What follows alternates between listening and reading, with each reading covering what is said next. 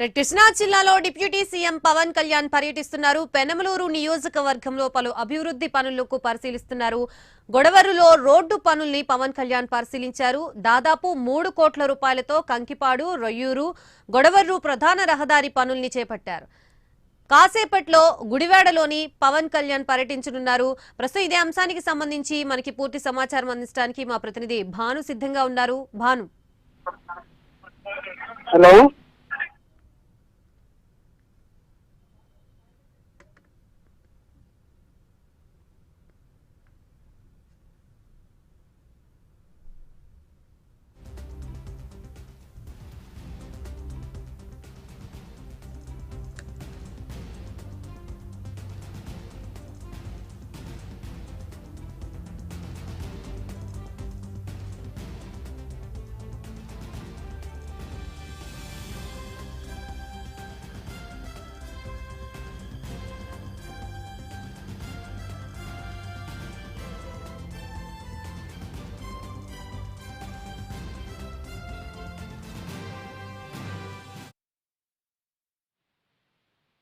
ముఖ్యంగా చూసుకుంటే ఏదైతే ఉప ముఖ్యమంత్రి పవన్ కళ్యాణ్ ఈ రోజు కృష్ణా జిల్లాలో పర్యటన ఆకస్మిక తనిఖీల్లో భాగంగా పల్లెపాటలకు ఇచ్చిన మాట ఏదైతే నెరవేర్చుకుంటాకి పెనంలూరు నియోజకవర్గం కంకిపాడు గ్రామం గొడవేరు నుంచి అదేవిధంగా రొయ్యనాడు వరకు రహదారిని అంతా కూడా మరమ్మతులు చేయడం, అదేవిధంగా కొత్త రహదారిని కూడా నిర్మించడం కూడా జరిగింది.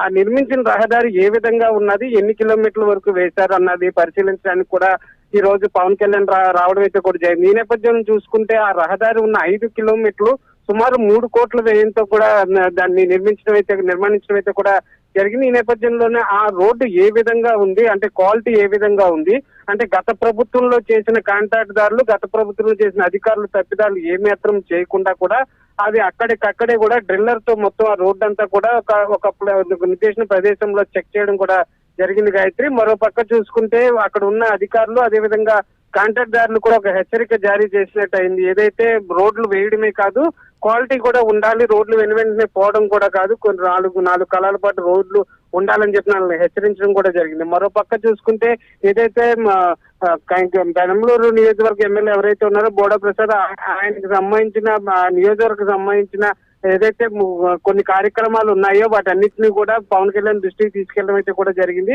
సమస్యలు వెంటనే కూడా పరిశీలించే మార్గం కింద చూస్తానని చెప్పిన పవన్ కళ్యాణ్ హామీ ఇవ్వడం కూడా జరిగింది గాయత్రి.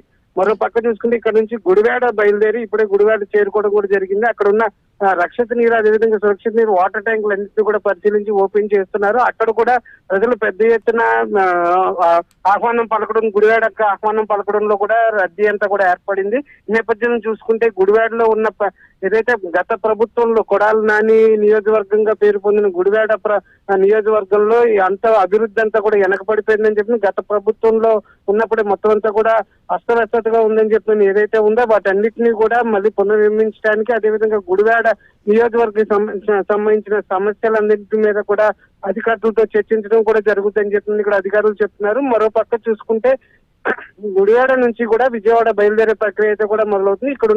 ఇక్కడున్న సమస్యలు ఏదైతే ఉన్నాయో వాటన్నిటిని కూడా అధికారుల దృష్టికి తీసుకెళ్లి వాటి వెంటనే కూడా పరిశీలించే మార్గం కింద చూస్తున్నారు. గత ప్రభుత్వంలో జరిగిన రోడ్లు పూడికలు అదేవిధంగా రోడ్లు మరమ్మతుల నేపథ్యంలో కూడా సంక్రాంతి పండుగ లోపు కూటమి ప్రభుత్వం ఏదైతే మాట ఇచ్చిందో ఆ నేపథ్యంలో కూడా రోడ్లన్నీ కూడా నిర్మించడానికి అదేవిధంగా రోడ్డు మీద వెళ్లే వాళ్ళందరూ కూడా ఇబ్బంది పడకుండా చూసే విధంగా కూడా అధికారుల్ని ఆదేశించడం కూడా జరిగింది Gayatri. Right, thank you Bhanu.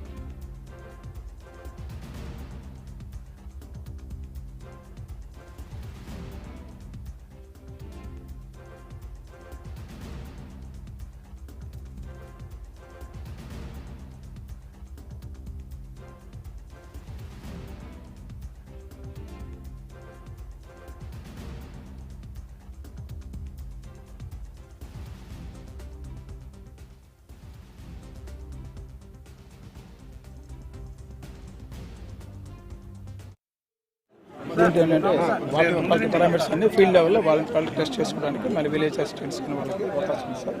దీంట్లో బేసికల్గా ఫస్ట్ మన వాటర్లో క్లోరినేషన్ జరిగిందా లేదో సింపుల్ టెస్ట్. మీరు అటు వచ్చేయండి, ఇటు లేదండి. ఈ రంగు రావాలా? ఈ రంగు వచ్చి